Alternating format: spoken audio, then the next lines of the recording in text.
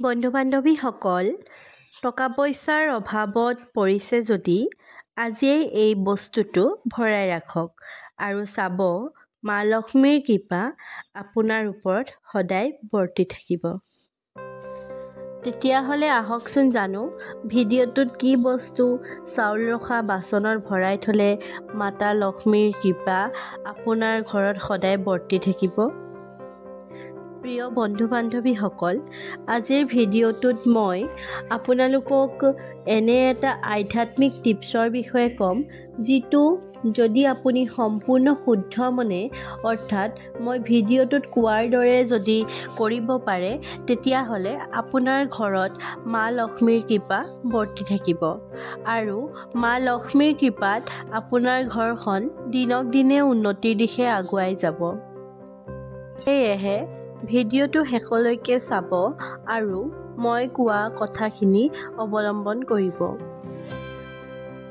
বন্ধু বান্ধৱীসকল, ইয়াৰ মাজতে এটা কথা কওঁ, শাস্ত্ৰত কোৱা আছে বিশ্বাসেই মিলয় হৰি।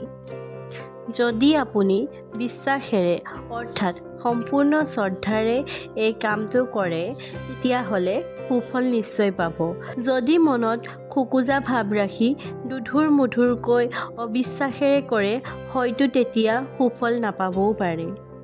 এই কামটো আপুনি সপ্তাহৰ যিকোনো এটা বাৰত কৰিব পাৰিব, কিন্তু কামটো কৰোঁতে বিশ্বাসেৰে কৰিব। যদি বিশ্বাসেৰে কৰে, তেতিয়াহ'লে 7 দিনৰ ভিতৰতে ইয়াৰ সুফল পাব। উপায়টো কৰাৰ পিছত আপোনাৰ ঘৰত মা লক্ষ্মীয়ে বাস কৰিব। ঘৰখনত টকা পইচাৰে উভৈনদী হ'ব। মনে বিচৰা ধৰণে সুখ সমৃদ্ধি লাভ কৰিব। আপুনি কেতিয়াও অভাৱ বোলা শব্দটোৰ লগত সন্মুখীন নহ'ব। প্ৰিয় বন্ধুসকল, মাত্ৰ এটা সৰু উপায়েৰে আপোনাৰ জীৱনটো সলনি কৰি দিব। গতিকে এই সৰু কামটো বিশ্বাসেৰে কৰি চাওঁচোন আহক। মা লক্ষ্মীৰ কৃপাত আপুনিও সুফল নিশ্চয় পাব। মাথো এবাৰ কামটো কৰি চাওঁচোন। প্ৰিয় বন্ধু বান্ধৱীসকল, উপায়টোৰ কথা কোৱাৰ আগতে আপোনাক এটি সৰু অনুৰোধ জনাওঁ।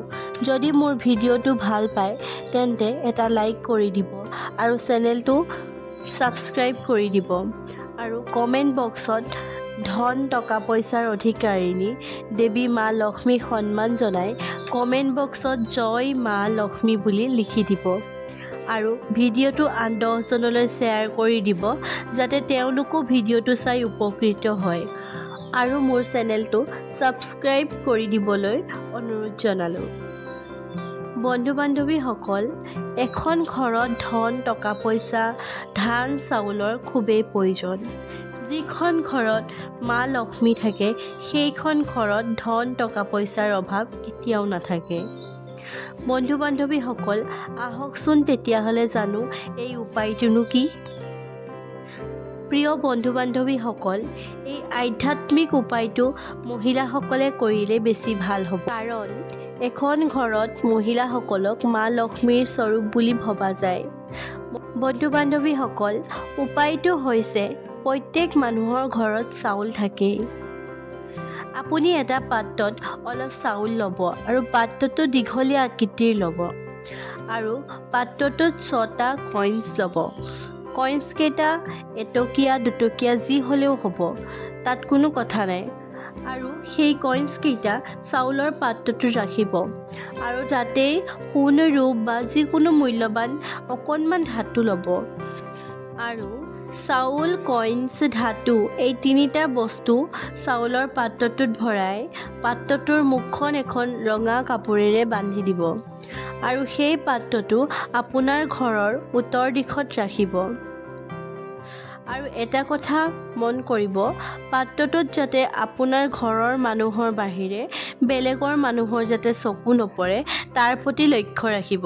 আৰু পাত্ৰটো উত্তৰ পূব দিশত ৰাখোঁতে মা লক্ষ্মীক স্মৰণ কৰি 7 বাৰ এটা মন্ত্ৰ উচ্চাৰণ কৰিব আৰু মন্ত্ৰটি উচ্চাৰণ কৰোঁতে আপোনাৰ এটা হাত পাত্ৰটিৰ ওপৰত আৰু আনটো হাত পাত্ৰটিৰ তলত দি ৰাখিব।